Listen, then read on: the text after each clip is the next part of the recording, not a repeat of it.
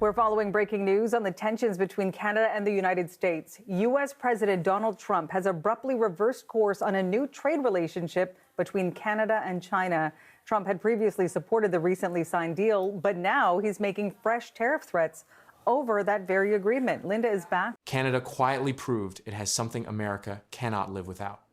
While the U.S. tried to put pressure on Canadian goods, one key product was treated differently because losing it could hurt America more than Canada.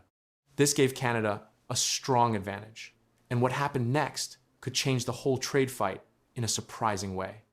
The Trump administration's broad 25% IEEPA tariff on most Canadian imports took effect. Potash was not treated the same as everything else. The tariff rate on Canadian potash that does not qualify under CUSMA was set at 10%, a rate specifically lower than the 25% applied to steel, aluminum, and automotive products. That carve-out was not a diplomatic courtesy. It was an acknowledgement embedded in the tariff proclamation itself that the United States cannot afford to apply maximum pressure to a supply it cannot replace. Canada controls roughly 85% of American potash imports. The alternative suppliers are Russia and Belarus. And the U.S. Supreme Court was already moving toward a ruling that would eventually strike the entire IEEPA framework down. The potash dependency that forced the carve-out is documented in production figures that have not changed materially in decades. The United States produces approximately 400,000 metric tons of potash annually, almost entirely from operations in New Mexico and Utah.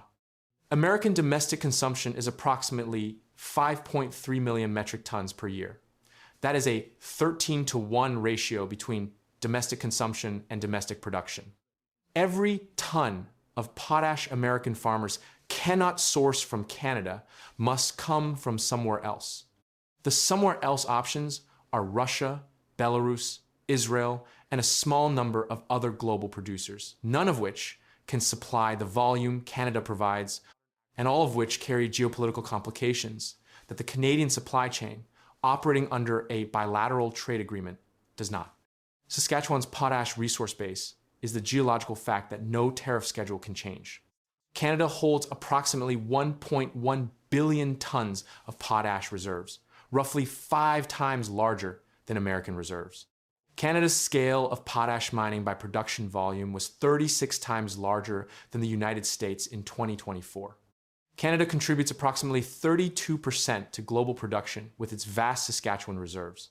Nutrien, headquartered in Saskatoon and operating the largest potash production network in the world, supplies a significant share of global potash trade from Saskatchewan mines alone.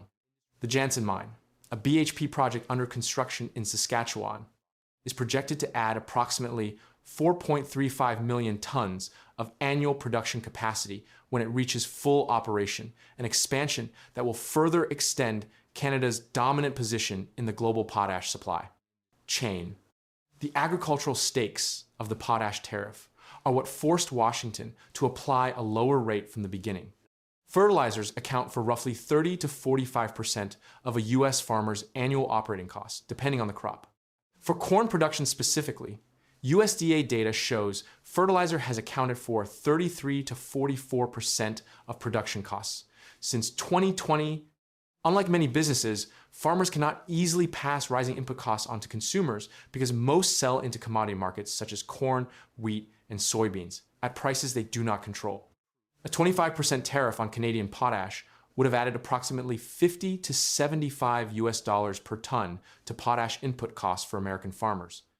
Applied across the approximately 5 million tons American agriculture consumes annually, that would represent a direct annual cost increase of 250 million to 375 million US dollars, absorbed entirely by American farmers and ultimately reflected in American food prices. Senator Chuck Grassley of Iowa, a Republican from one of the largest corn-producing states in the country, publicly called for potash exemptions from the tariff before the February 1st measures took effect, citing its indispensability to American agricultural production. That is, a Republican senator from a farm state asking a Republican president not to impose his own signature trade measure on a specific commodity. The agricultural supply chain pressure was documented and immediate. The Supreme Court ruling that the summary references striking down the IEEPA tariff framework arrived in stages.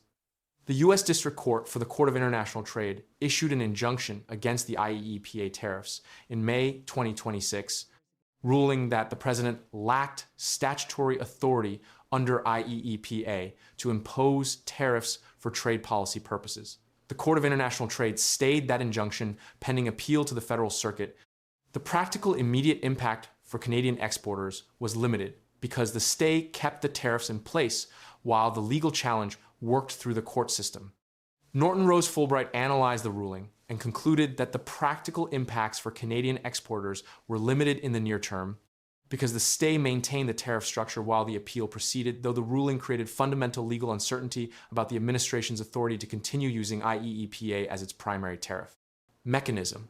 Canada's response to the potash tariff situation, both the lower initial rate and the subsequent legal uncertainty, was consistent with the broader posture Carney's government adopted across every sector affected by American trade measures. No preferential pricing, no special supply guarantees, commercial terms only. RBC Economics calculated that even the 10% IEEPA potash tariff would add approximately $20 to $30 per ton to American potash input costs, a cost passed entirely to American farmers rather than absorbed by Canadian producers. Because Canada's global market position means it has alternative buyers willing to pay market price without a tariff discount. That calculation illustrates why Canada had no commercial incentive to offer discounted pricing to American buyers under tariff pressure. Brazil, India, Southeast Asia, and other global potash import markets purchase Canadian potash at market prices without political conditions. Offering American buyers a discount would require Canada to forego revenue it can obtain elsewhere. Saskatchewan Premier Scott Moe's consistent position throughout the tariff dispute was that Canada's fertilizer industry operates under commercial agreements and should continue to do so. That position is commercially coherent from a resource economics perspective. A supplier with 85% market share in a market where no alternative supply at equivalent volume exists does not offer discounts to its largest customer simply because that customer applies political pressure. The customer either pays the market price or pays a premium through whatever alternative supply channels it can access. The Walrus reported in its analysis of the potash dispute that Trump's tariff approach to Canadian potash was constrained from the beginning by the arithmetic of American agricultural dependency. The United States added potash to its critical minerals list in November 2025, formally designating a material that is primarily sourced from Canada as strategically essential to American national security.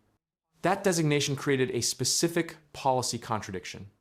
A material the government officially classifies as a national security necessity is simultaneously subject to tariffs that increase its cost for the farmers who apply it to the soil that produces American food.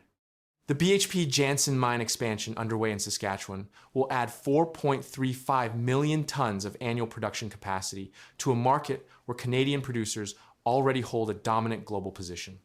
As global population growth, food security pressures, and the expansion of agricultural production in South and Southeast Asia drive structural increases in potash demand through the 2030s, Canada's reserve and production position will become progressively more rather than less strategically significant.